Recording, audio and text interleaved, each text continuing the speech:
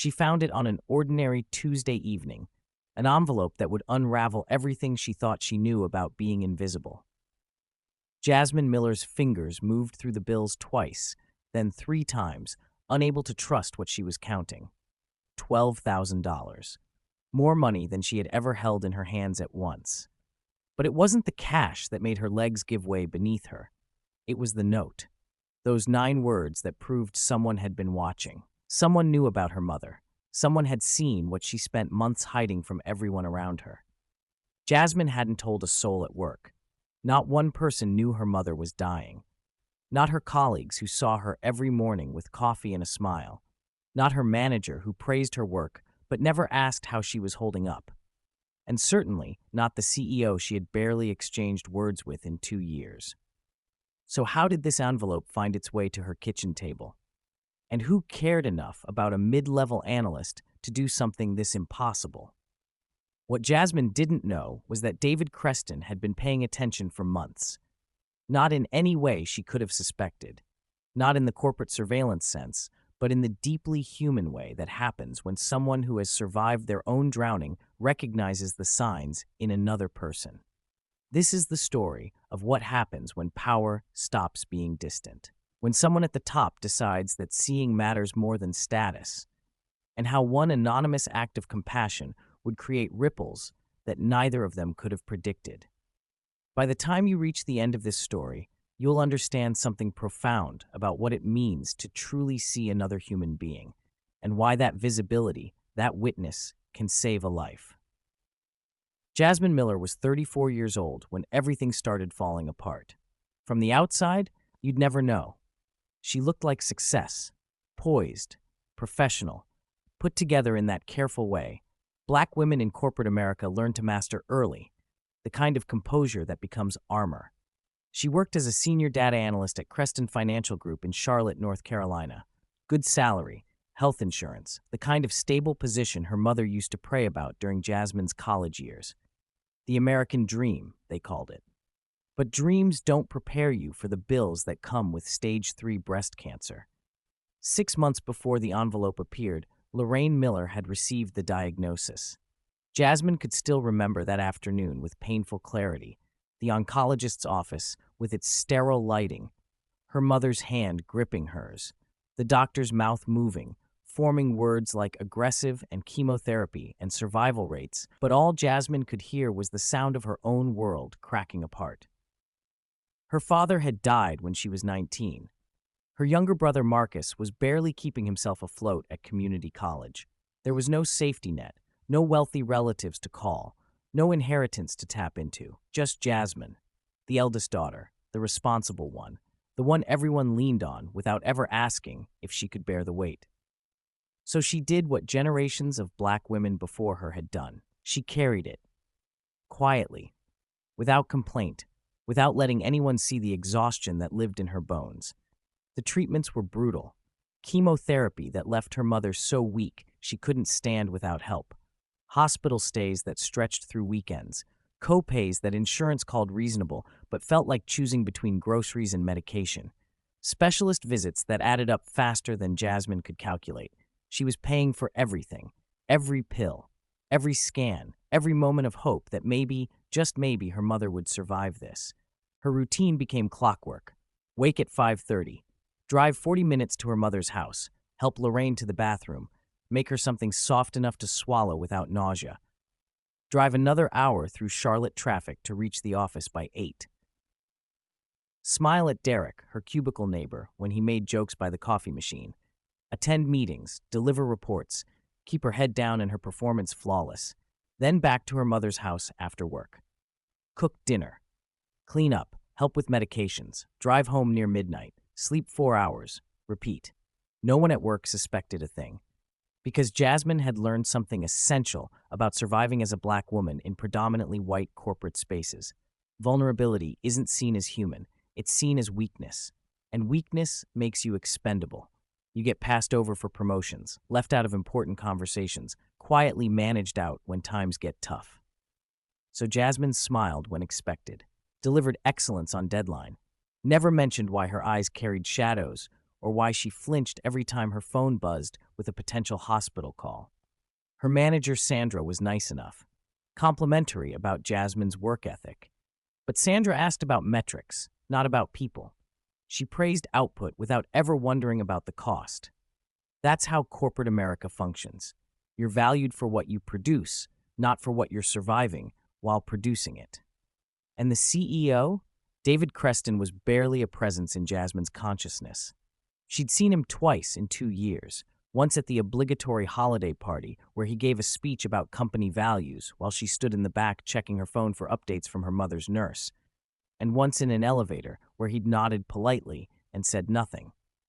He was in his early 50s, tall, silver threading through his hair, the kind of man who wore suits that cost more than her monthly rent. His office had floor-to-ceiling windows overlooking the city. He lived in a different universe, one where problems got solved with phone calls and checkbooks, where suffering was something that happened to other people, in other neighborhoods, in other lives. Jasmine assumed he didn't know she existed, just another name in a company directory, another employee number in the system. She had no way of knowing that David Creston had been watching her for weeks, that he'd noticed patterns she thought she'd hidden, that he was about to do something that would change both of their lives forever. David Creston wasn't supposed to notice. Most CEOs don't. They exist in carefully curated bubbles, boardrooms with mahogany tables, quarterly earnings calls with investors, strategic planning sessions that deal in abstractions, not actual human beings. The daily struggles of mid-level employees get filtered out long before they reach the executive floor. That's how hierarchies work. That's how power insulates itself from the uncomfortable realities of the people who keep the machine running. But David carried something most executives don't: a memory, a scar that never quite healed.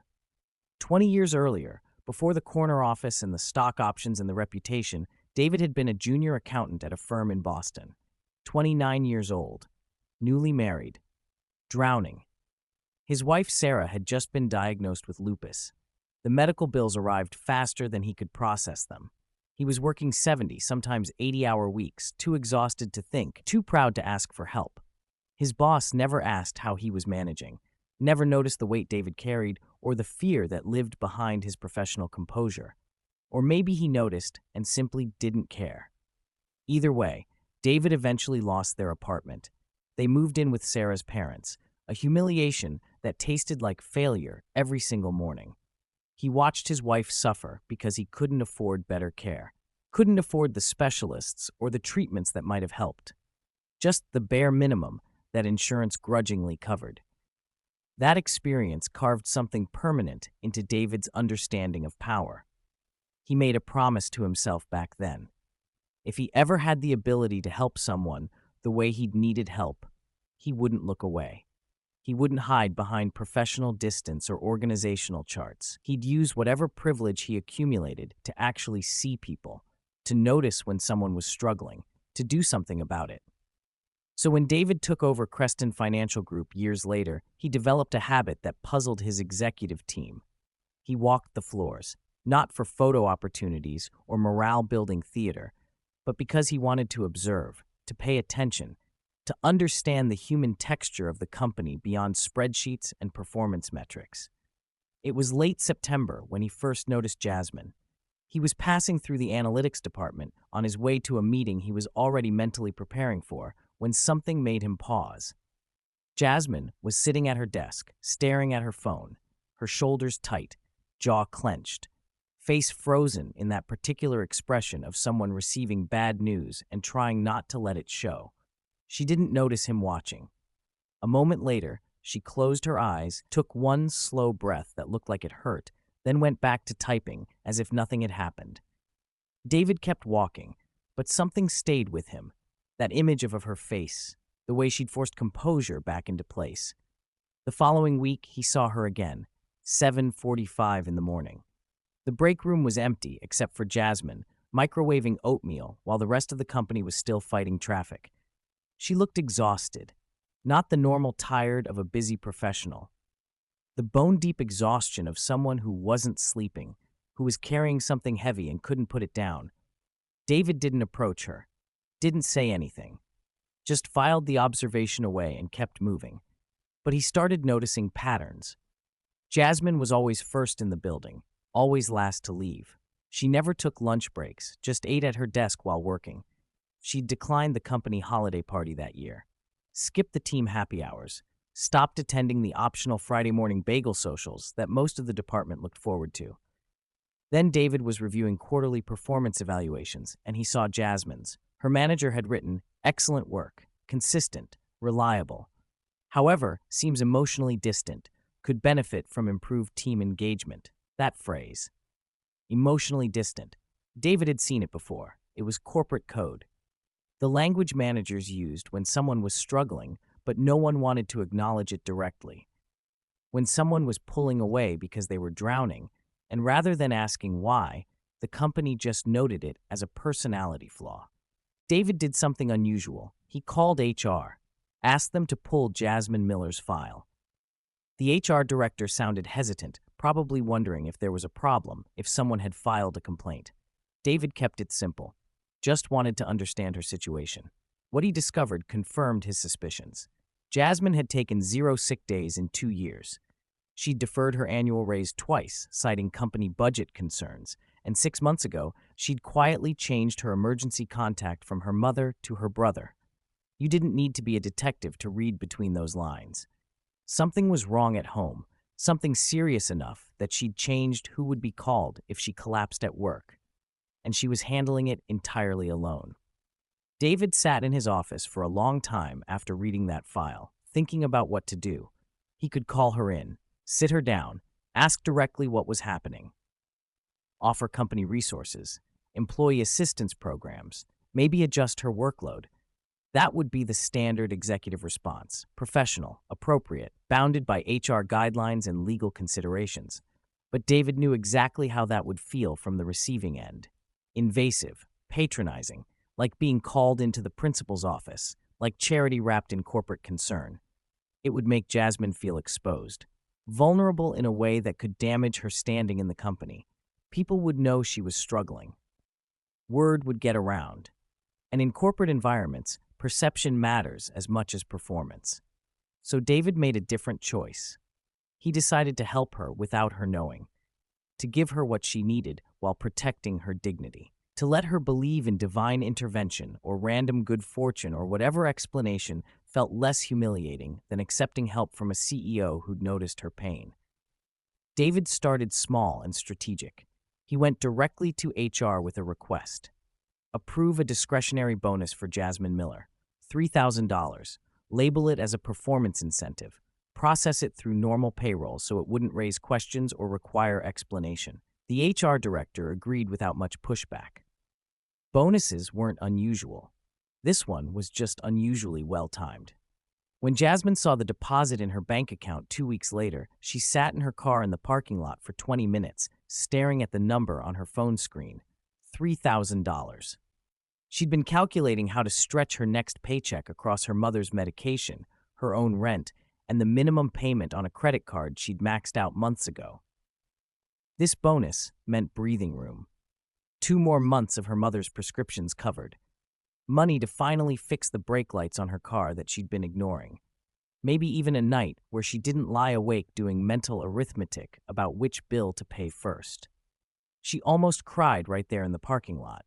But she didn't, because crying felt like admitting how close to the edge she'd been living. Instead, she took 3 deep breaths, wiped her eyes, and went back inside to thank Sandra for recognizing her work. Sandra looked confused, but accepted the gratitude with a smile, probably assuming it was a standard merit bonus she'd forgotten about approving. But David wasn't finished.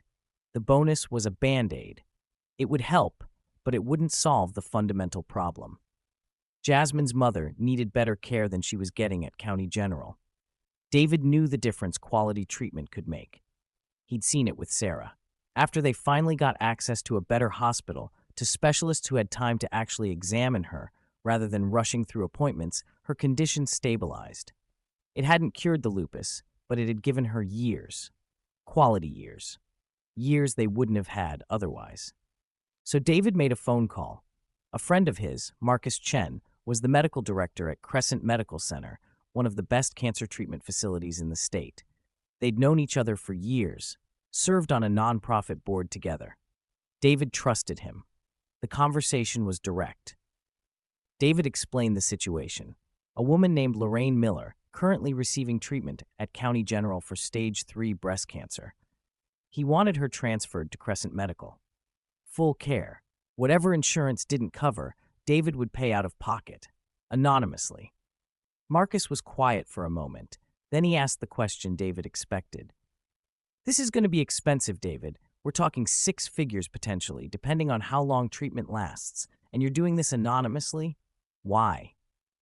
David looked out his office window at the city below, at the thousands of people moving through their lives, most of them invisible to each other. "Because no one should have to choose between paying rent and saving their mother's life. And because I can afford to help, so I should." "Does she know you're doing this?" "No, and I'd like to keep it that way." Marcus agreed to arrange it. 2 weeks later, Lorraine Miller received a phone call that she didn't understand. A patient advocate from Crescent Medical Center, professional and kind, explained that due to a charitable fund reallocation, she was being transferred to their oncology program, at no additional cost to the family, effective immediately. Lorraine's hands were shaking when she hung up. Jasmine was sitting beside her on the couch when the call came through. She watched her mother's face shift from confusion to disbelief to something that looked like hope, a feeling they'd both stopped allowing themselves months ago. "I don't understand," Lorraine whispered. "Covered by who?" Jasmine took the phone from her mother's hand and called the number back, demanded more information. The patient advocate was polite but firm. A private fund, anonymous donor. That's all they were authorized to disclose. Patient privacy laws prevented further details. Jasmine's mind raced through possibilities. A church charity? A nonprofit she didn't know about? Some kind of hospital financial aid program? Nothing made sense. Her mother wasn't connected to wealthy donors. They didn't have family with that kind of money. This kind of thing didn't just happen to people like them. But she didn't push further, because her mother was smiling. Actually smiling. For the first time since the diagnosis, Lorraine looked like she believed she might survive this. And Jasmine wasn't going to question a miracle just because she couldn't explain it. "Maybe," Lorraine said softly, squeezing her daughter's hand, "God's finally paying attention." Jasmine wanted to believe that, wanted to trust in divine intervention. But something in her gut told her this wasn't about God. This was human. Someone, somewhere, had seen her pain, had witnessed what she'd been hiding, and decided to do something about it. She just couldn't figure out who or why. The question haunted Jasmine.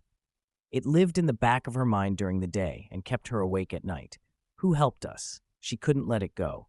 As her mother's health improved, as the treatments at Crescent Medical proved more effective than anything County General had offered, as Lorraine started looking less like someone preparing to die and more like someone fighting to live, Jasmine became obsessed with finding answers. She started investigating, called the hospital back multiple times, each time hoping a different staff member might slip up and reveal something. They never did. Patient privacy laws, they repeated.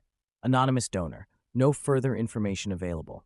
She studied her mother's insurance statements when they arrived. Every bill marked paid in full by an outside source. No name, no identifying information. Just zeros where 5-figure balances used to be. She searched online for Crescent Medical Center charitable funds. Nothing matched. No public programs, no grant applications, no foundation listings that explained anonymous transfers for random patients. It was like the money had materialized from nowhere, like someone had reached into their world and fixed everything without leaving fingerprints. At work, Jasmine started paying attention differently, noticing things she'd been too exhausted to see before. The way David Creston occasionally walked past her desk, his pace just slightly slower than necessary, like he was observing. The way he'd nod to her in the hallway, with something in his expression that felt less like executive distance and more like recognition. Like he knew something she didn't. One afternoon, Jasmine was in the break room refilling her coffee when Sandra joined her. They made small talk about an upcoming project deadline, and then Sandra mentioned casually, You know, David asked about you last month. Jasmine's hand froze mid-pour. Coffee splashed on the counter. What? Yeah. Sandra didn't seem to think it was significant. He wanted to know how you were doing. Performance-wise, I mean. I told him you were one of our best. Reliable. Excellent work. Jasmine's heart was pounding. She forced her voice to stay neutral. Did he say why he was asking? Sandra shrugged. No idea. You know how executives are. Probably just doing his rounds, keeping tabs on high performers. Maybe you're being considered for something. Jasmine left the break room with her mind racing. CEOs didn't just casually ask about mid-level analysts, not unless there was a reason, not unless they'd noticed something. She thought about the bonus, the hospital transfer, David's sudden interest in her performance, the way he looked at her in hallways. It couldn't all be coincidence. That night, lying in bed, Jasmine let the pieces arrange themselves. The timeline matched too perfectly. The bonus came right after David started walking through her department. The hospital transfer happened within weeks of Sandra mentioning he'd asked about her, and both times the help arrived anonymously, carefully structured so she wouldn't know who to thank. She didn't sleep that night, just stared at the ceiling, feeling the weight of realization. If it was David, that meant he'd been watching her. Noticed her struggling, cared enough to do something extraordinary. But it also meant she'd been visible in a way she'd tried desperately to avoid. Someone at the top had seen through her carefully maintained professional mask, had witnessed her drowning. And for a black woman in corporate America, that kind of visibility could be dangerous. It could mean being seen as weak, unreliable, unable to handle pressure. But it had also saved her mother's life. The next morning, Jasmine made a decision. She walked up to the executive floor. Didn't call ahead. Didn't schedule a meeting. Just rode the elevator up with sweating palms and a racing heart.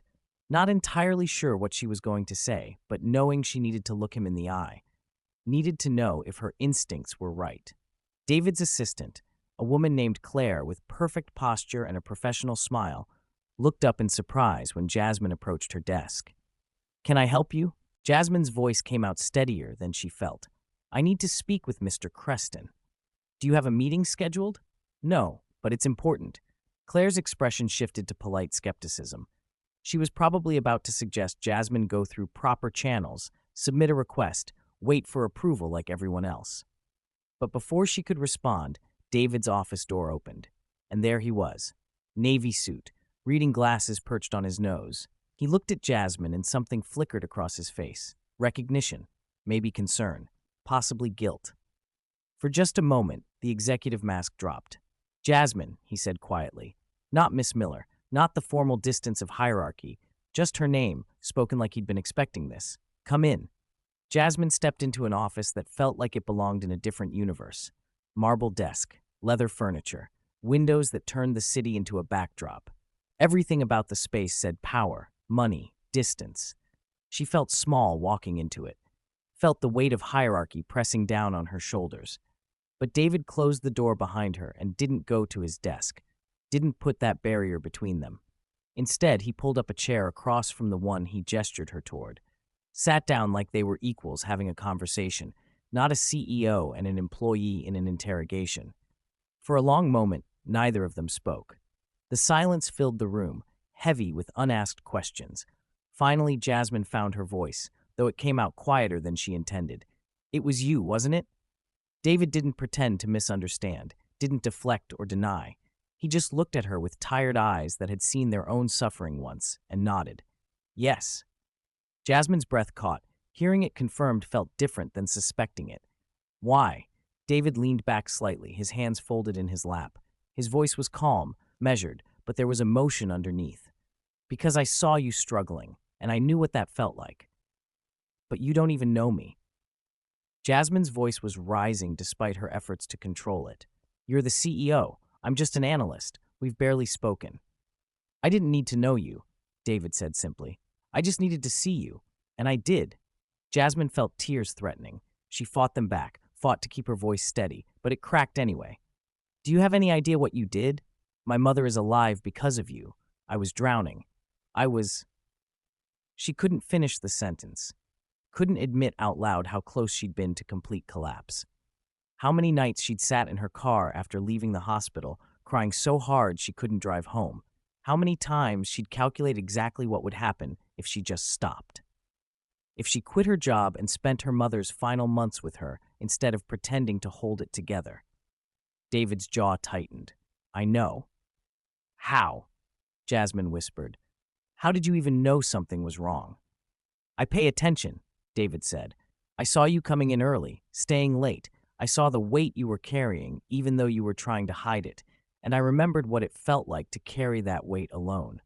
He paused, and when he continued, his voice had changed, become softer, more personal. 20 years ago, my wife Sarah was diagnosed with lupus. We were young. I was working as a junior accountant, barely making enough to cover rent. The medical bills buried us. I worked 70, 80-hour weeks, trying to earn enough to afford her treatment. And you know what my boss did? Jasmine shook her head. Nothing. The word came out hard. He never asked if I was okay, never noticed that I was falling apart, and I lost everything anyway. We lost our apartment, moved in with her in-laws. I watched my wife suffer because I couldn't afford the care she needed, and I swore to myself that if I ever had power, if I ever had the ability to help someone the way I needed help back then, I wouldn't look away. I wouldn't pretend not to see. Jasmine wiped her eyes with the back of her hand, not caring anymore about maintaining composure. You could have just given me a raise, or told me about employee assistance programs. There are official channels for this kind of thing. I could have, David admitted, but would that have been enough? Would $3,000 processed through HR have paid for your mother's transfer to a better hospital? And more than that, it would have felt like pity, like you were a charity case. I didn't want you to feel that way. I wanted you to feel seen, supported, but not diminished. Jasmine let those words sink in. Seen.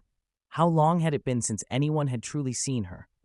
Not her performance metrics or her professional output, but her actual humanity. The exhaustion and fear and desperate love that drove her to work herself into the ground. Why didn't you tell me? She asked. David's answer was immediate. Because I didn't do it for recognition. I didn't do it so you'd owe me something or feel obligated to thank me. I did it because it was the right thing to do. Because I had the power to help, and you needed help, and those two facts were enough. Jasmine sat there trembling, trying to process everything. The revelation, the kindness, the sheer impossibility that someone at the top of the corporate hierarchy had cared enough about her suffering to act on it. Finally, she managed 2 words, thank you. David's smile was small, genuine, sad in a way that spoke to his own old pain. You don't owe me anything, Jasmine. You never did. That conversation became a turning point, not just for Jasmine, though it changed her profoundly, but for the entire company. For weeks afterward, Jasmine thought about what had happened, about what it meant that someone with power had used it this way. She thought about all the other people at Creston Financial Group who might be struggling silently, who might be carrying impossible burdens while maintaining professional masks, who might be one crisis away from collapse. And she thought about what David had said, that he didn't want her to feel like a charity case, that he wanted to help without diminishing her.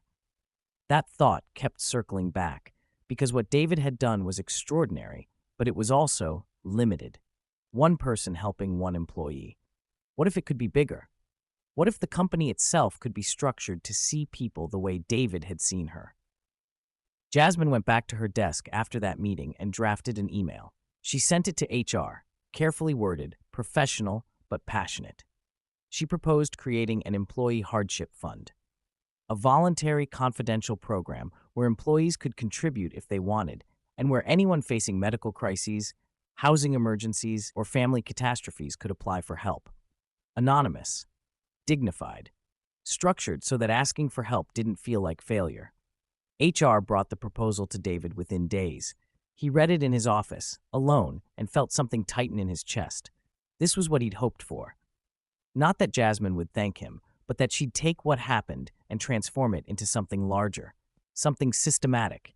He approved the program immediately, allocated company matching funds, made it clear this wasn't a PR initiative or a diversity checkbox. This was about building a company where people didn't have to choose between surviving and thriving. Within 6 months, Creston Financial Group launched what they called the Compassion Fund. The name was Jasmine's idea, not the Emergency Fund or the Crisis Assistance Program. Compassion, because that's what it was fundamentally about, seeing each other's humanity, responding to suffering not with bureaucracy but with care. It worked better than anyone expected. 3 employees used it in the first year: a customer service representative whose apartment flooded, an IT specialist whose son needed surgery, a junior accountant whose father died suddenly, leaving funeral costs she couldn't afford. By the second year, 12 people had received help. By year 3, other companies were reaching out, asking how to replicate the program. Jasmine became the face of the initiative, not because she sought attention, but because she wanted other people to know they weren't alone. She spoke at company meetings about her experience, though she never revealed that David had been her anonymous donor. She kept that between them. But she talked openly about her mother's cancer, about the fear and exhaustion, about how close she'd come to giving up. And she told people that if they were struggling, there was no shame in asking for help. The program changed the culture at Creston Financial Group in ways that were hard to quantify but impossible to miss. People started being more honest, more human with each other. The performance at all costs atmosphere softened. Managers started actually asking employees how they were doing and meaning it. The company didn't transform overnight into some utopian workplace, but it became a place where people felt seen. David stayed in the background through all of it. He never took credit, never mentioned his role, never used Jasmine's story for corporate branding or feel-good press releases.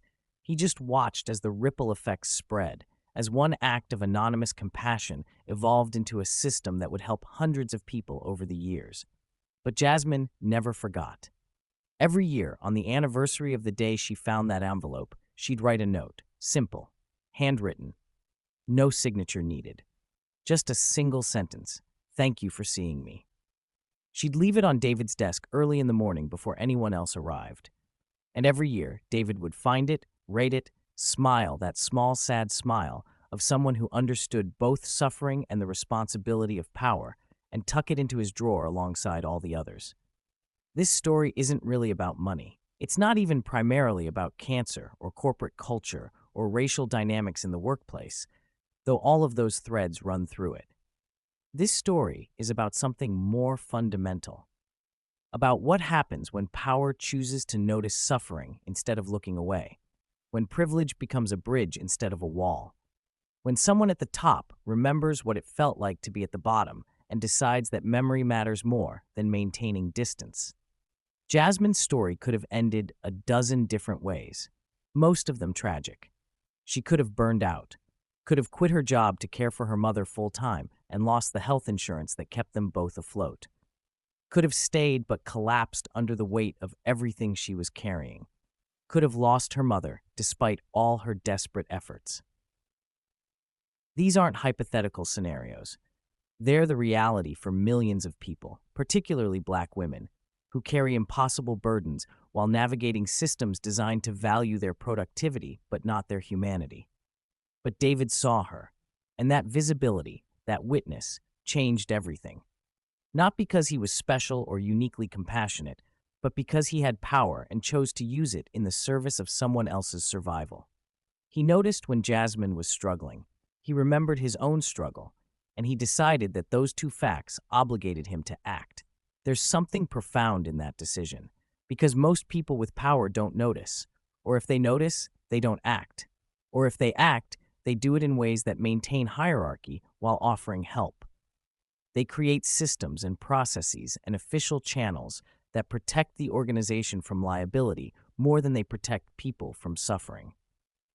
David could have done that. Could have sent Jasmine to HR for employee assistance. Could have offered her a standard leave of absence. Could have been kind within the safe boundaries of corporate procedure. Instead, he gave her what she actually needed: money for her mother's treatment, access to better medical care, the breathing room to keep working without drowning. And he did it in a way that preserved her dignity, that didn't mark her as struggling or weak or in need of special accommodation. He let her believe in mysterious charitable funds and unexpected bonuses rather than forcing her to accept help from someone who could hold that vulnerability over her. That matters, because for Black women in particular, visibility in corporate spaces is complicated. You have to be visible enough to be recognized for your work, but not so visible that you're seen as different, as requiring special treatment, as unable to handle the same pressures as everyone else. You have to perform competence and composure even when you're falling apart, because showing struggle confirms stereotypes about who belongs in professional spaces and who doesn't. David understood that intuitively, probably because he'd lived a version of it himself.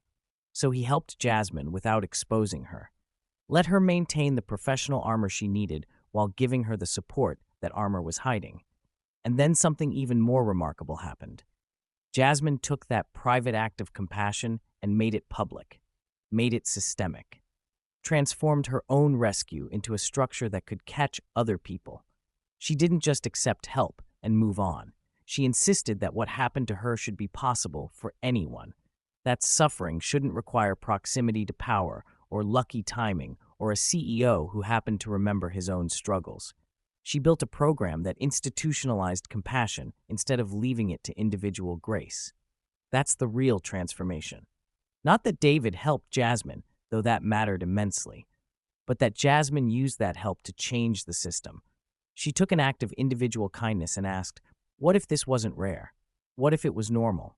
What if companies were structured to see people as more than productivity units? What if asking for help wasn't weakness, but wisdom? The Compassion Fund wasn't perfect. No program is. There were probably people who needed help and didn't know about it. People who were too proud to apply.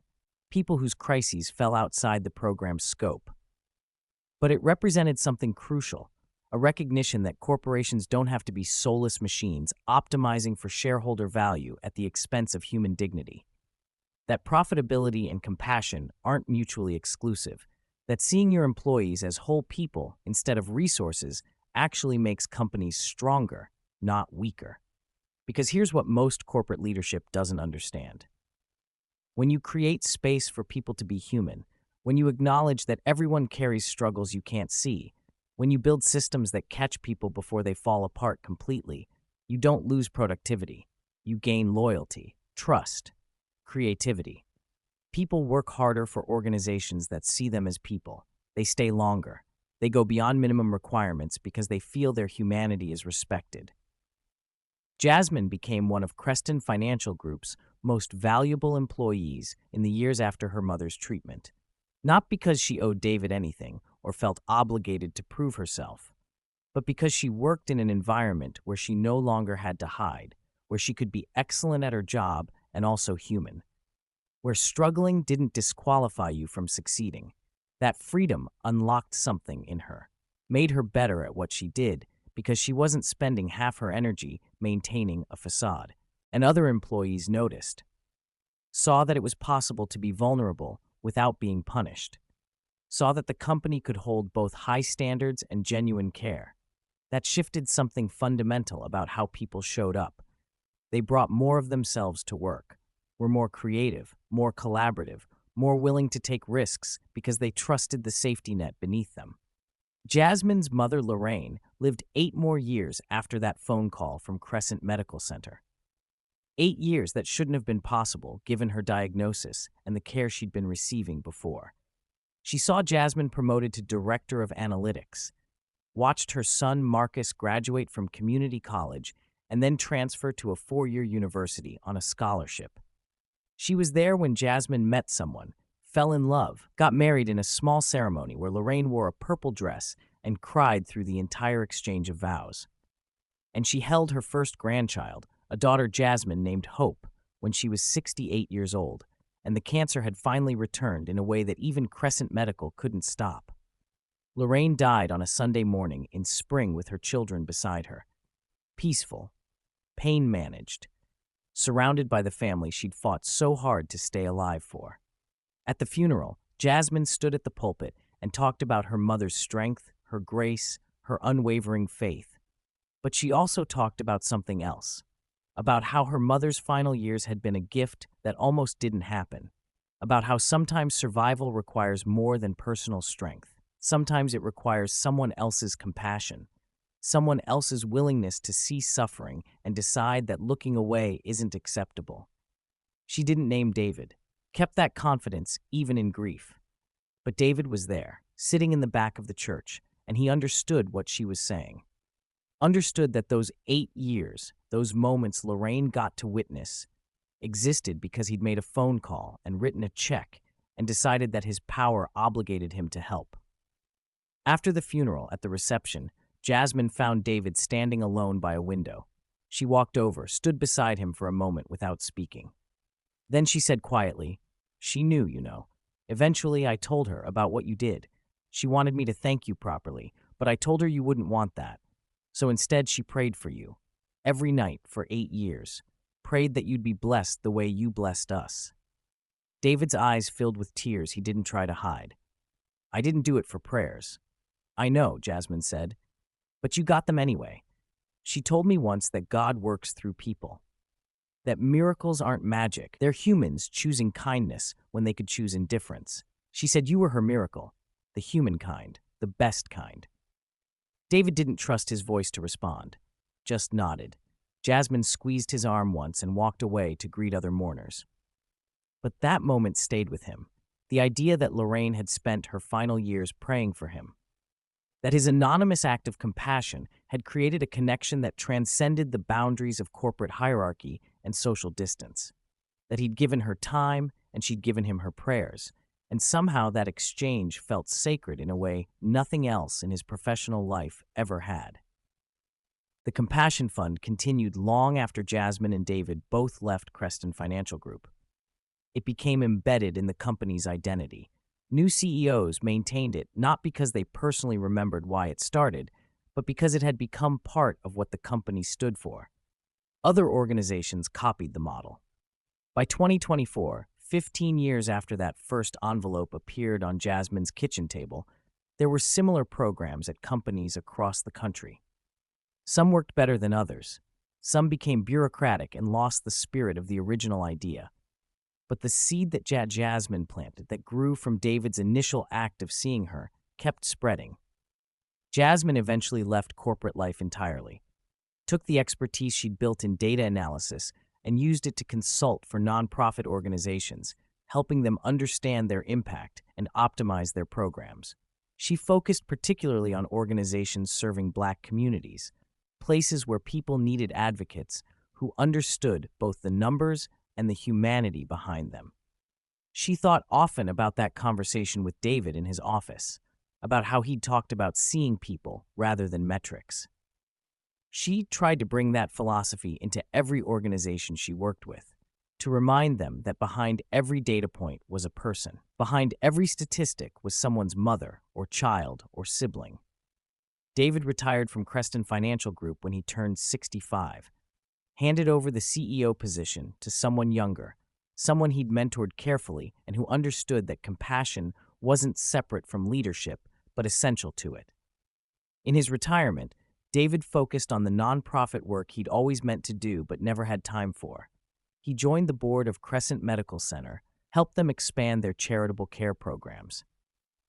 He thought about Sarah often, about how she'd ultimately survived her lupus and lived to see him become the kind of leader he'd needed when they were young and desperate.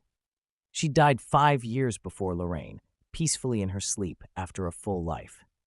But David felt like she'd somehow known about Jasmine and Lorraine, known that he'd kept his promise to use power differently. The notes from Jasmine continued even after they both left the company. Every year on that anniversary, David would receive a card in the mail, still handwritten, still simple. Sometimes just, "Thank you for seeing me," sometimes a bit more. Updates about Hope, who was growing up curious and kind, reflections on what that moment had meant, how it had changed not just Jasmine's life, but her understanding of what humans owed each other. And David would write back. Never much. Just a few lines acknowledging the card, asking about her work, sometimes sharing his own reflections. They weren't friends exactly. The power dynamic that had shaped their first interaction never entirely disappeared, but they were connected, bound by a moment where one person's crisis had intersected with another person's capacity to help, and both had been transformed by what happened next. So, what does this story actually mean? What are we supposed to take from it? Because it's easy to hear a story like this and think it's about exceptional individuals, about a CEO who happened to be unusually compassionate and an employee who happened to turn her suffering into systemic change. And sure, David and Jasmine both made choices that weren't inevitable. Both could have done less, could have stayed in their respective lanes and let the system function as it always had. But the deeper truth is that this story reveals something about all of us, about the power we have, whether we're CEOs or not, to see each other's humanity, to notice when someone is struggling, to ask ourselves what we could do about it instead of assuming it's not our responsibility. Most of us won't have the financial resources David had, can't write checks that transform someone's access to medical care, can't unilaterally approve bonuses or create company programs.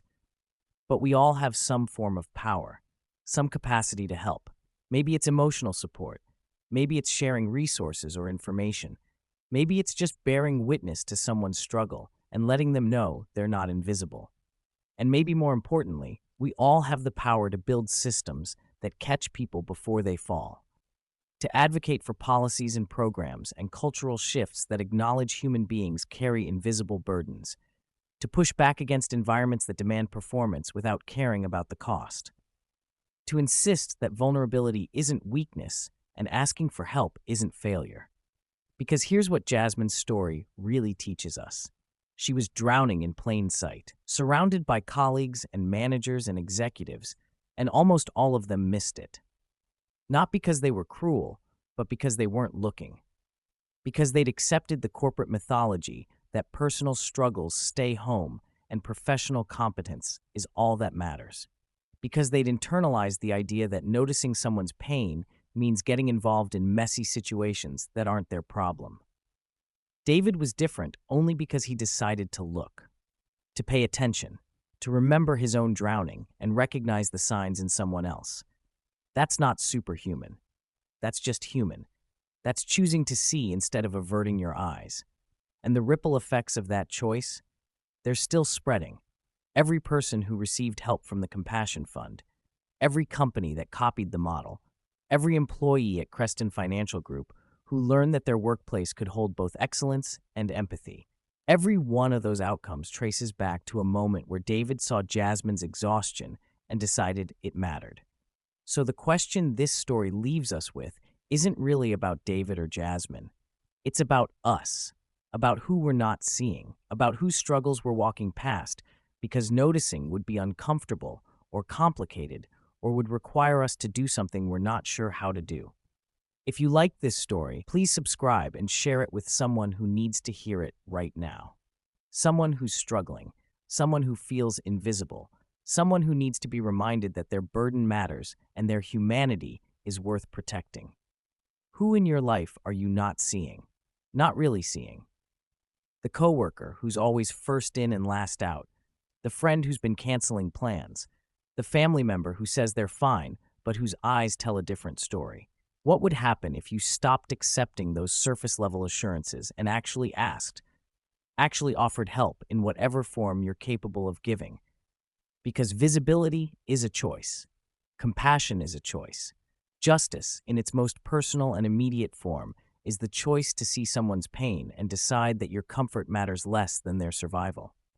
David made that choice for Jasmine. Jasmine made that choice for every employee who came after her. And now the question passes to us. Who will you see today? What will you do with that seeing? Because that's what makes us human, not our ability to succeed or perform or maintain composure under pressure, but our willingness to witness each other's struggles and say, you don't have to carry this alone. This is our Black Diary, a space where we tell stories that matter. Stories about survival and resilience and the quiet heroism of getting through another day. But also stories about what's possible when we actually see each other, when we refuse to accept invisibility as inevitable, when we insist that every person's humanity deserves to be acknowledged, protected, celebrated. We're here every week with stories that remind us why compassion isn't weakness, why vulnerability is courage, why the most radical thing you can do in a world that teaches us to look away is to bear witness to someone else's pain and decide to help. If you've ever been seen the way Jasmine was seen, if someone's compassion has saved you in ways they might not even know, leave a comment and tell us about it. And if you've been the one doing the seeing, if you've helped someone quietly without needing recognition, we want to hear that too. Because these stories matter. They remind us that we're not alone in our struggles or in our capacity to help each other survive them. Your story is part of this diary too. We're listening, we're here, and we see you. Until next time, stay human, stay present, and remember that every single day you have the power to change someone's life just by choosing to notice they're drowning and throwing them a lifeline. Because sometimes survival isn't about being strong enough to swim alone. Sometimes it's about someone else seeing you go under and refusing to let you drown. That's the story of Jasmine and David. And maybe, if we're paying attention, it can be our story too.